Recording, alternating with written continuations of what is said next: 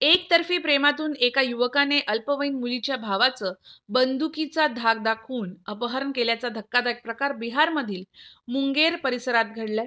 या प्रकरणी पोलिसांनी आरोपी नितीश कुमार याला अटक केली असून त्याच्यावर अपहरण केल्याप्रकरणी तसेच बेकायदेशीर बंदूक बाळगल्याने गुन्हा दाखल करण्यात आला आहे। बुधवारी 3 जानेवारी 2024 मुंगेर येथून एक धक्कादायक प्रकार समोर आला आहे। हे प्रकरण गोविंदपूर गावचे आहे।